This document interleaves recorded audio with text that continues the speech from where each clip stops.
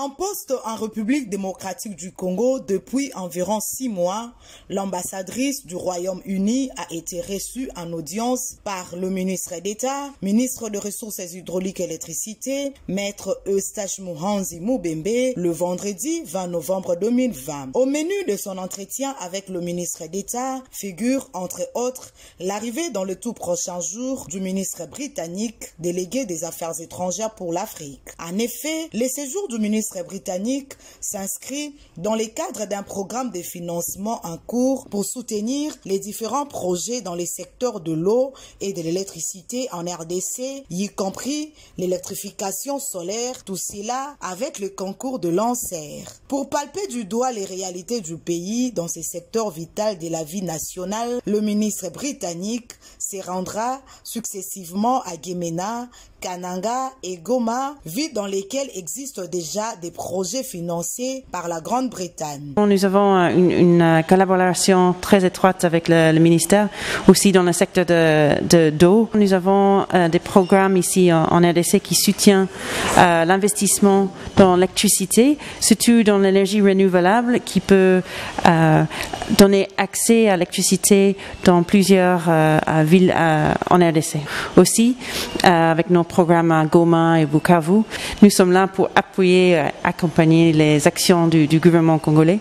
Donc, c'était très fructueux comme conversation. Pour sa part, le ministre d'État, ministre des Ressources hydrauliques et électricité, a d'abord salué les bonnes relations qui lient le Royaume-Uni et la RDC et a ensuite exprimé sa volonté d'accompagner personnellement la bonne réalisation de tous ces différents projets au grand bénéfice du peuple congolais. Dans le souci de promouvoir l'autonomie de la femme congolaise dans tous les secteurs de la vie, l'association des femmes battantes, en partenariat avec la banque UBA, a officiellement procédé à la présentation de sa structure aux mamans de la commune de Bandalungwa le dimanche 22 novembre 2020. Cette activité a eu pour objectif de conscientiser et d'apprendre aux mamans les biens fondés de l'épargne, base d'une gestion financière qui enrichit aussi bien à court qu'à moyen et à long terme.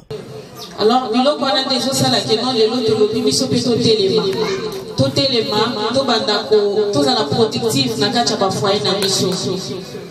Voire même la société, biso basi poto zo misala ezaka na ba conditions belé à 80%. Tout ça basi oso tozo le kanaba fio ba conditions ebelé. Pour ba pesa yo misala, il faut zala obimana DG au compte abadilo mobwe o ezo détruire les lofi ya bana basi ebelé. Moi si nyonso azaka de mloko mon konza ba chana katine. Tout ça na besoin de finir loko wana. L'objectif principal est de rendre du moins ébranlantes et productives les femmes actives afin de les rendre autonomes financièrement et après ils vont du moins aller plus loin pour être instruits afin de pouvoir défendre leurs droits. Satisfaites de cette importante initiative, les mamans de Bandalungwa n'ont pas manqué de mots pour exprimer leur joie.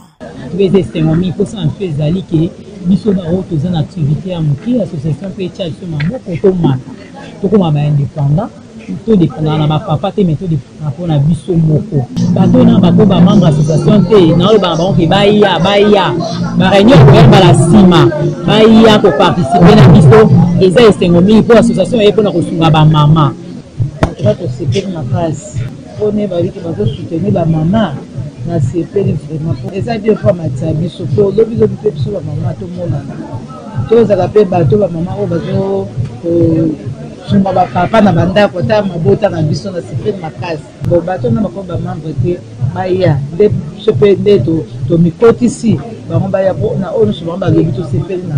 Notons qu'à l'issue de cette activité, l'association des femmes battantes a enregistré une adhésion massive de femmes ambitieuses, espérant que cette structure aura de beaux jours devant elle et pourra s'étendre sur toute l'étendue de la capitale. Les locaux qui nous disent que nous avons besoin de 1000 francs pour maman na mai pour que vous allez passer. Lobi kuna leki na yo. Yepe kuna na famille na ye. Et bandi ko bota dernier. Alors les locaux on a déjà ça là que non les lots de lobi biso peto telema. tout élément, tout bandako, tout la productif, na kacha ba foyer na biso. Voire même dans la société, biso basi pour tous les misala et ça na ba conditions belé. À 80%, tous les basi tous les canabafion, ba conditions est belé. Pour ba pesa yo misala, il faut zala obimana DG. Au côté de l'eau, ils ont détruit les lots à la base belé. Moi, si nous sommes à l'eau, mon compte en bâtiment à 4 minutes. Tous on a besoin de faire ces lots. Nous sommes un talent. Maman a besoin de faire un mapa à Mukande, c'est déjà le banquier.